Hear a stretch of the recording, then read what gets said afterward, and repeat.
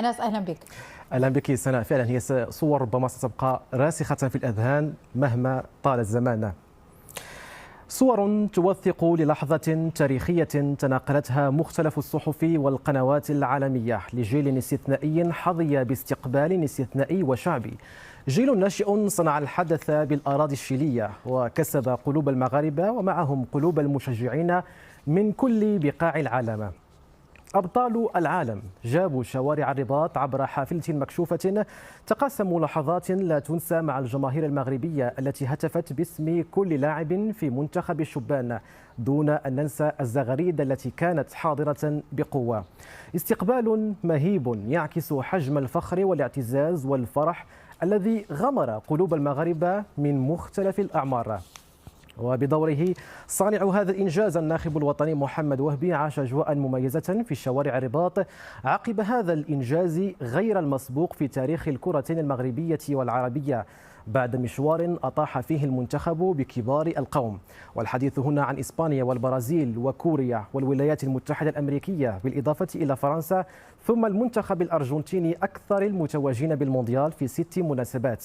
صور هذا الاستقبال الأسطوري غزت مواقع التواصل والصحف في مختلف دول العالم. صور تذكرنا باستقبال منتخب الكبار قبل حوالي 3 سنوات بعد بلوغ نصف نهائي المونديال. الجماهير إذن خرجت عن بكرة أبيها إلى شوارع العاصمة لتقول كلمة واحدة: شكرا لكم يا أبطال، حتى وإن كانت هذه الكلمة لا تكفي نظير ما قدمه رفاق حسام الصادق في مونديال الشيلي. سنة أنس، الصور التي نشاهد مبهرة. الرباط في يوم كان مختلف تماما، كان فخر أننا نشاهد هذه الصور. صورة أخرى كانت دالة عميقة أيضا داخل القصر الملكي بتعليمات من جلالة الملك محمد السادس ولي العهد كيستقبل أبطال العالم. كانت اللمسة المغربية الأصيلة، كان آتاي، كانت اللمسة المغربية، كانت روح العائلة داخل القصر الملكي. تماما. سناء عاشت بعثة المنتخب الوطني الأقل من 20 سنة أجواء مغربية بامتياز داخل القصر الملكي خلال الحفل الذي ترأسه صاحب السمو الملكي ولي العهد الأمير مولاي الحسن بتعليمات سامية من جلالة الملك.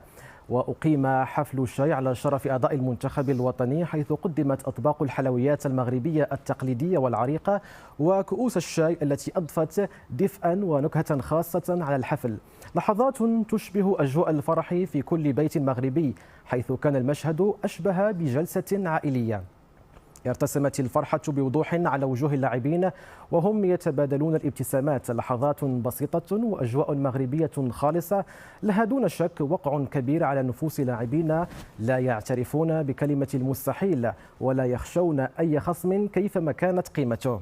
ويكفي ما قاله لاعب المنتخب ياسين جسيم في تصريح له عقب الاستقبال: أنا أرتجف من شدة الفرح. ومن جانبه قال المدرب محمد وهبي إنه شعور لا يوصف ومصدر فخر كبير.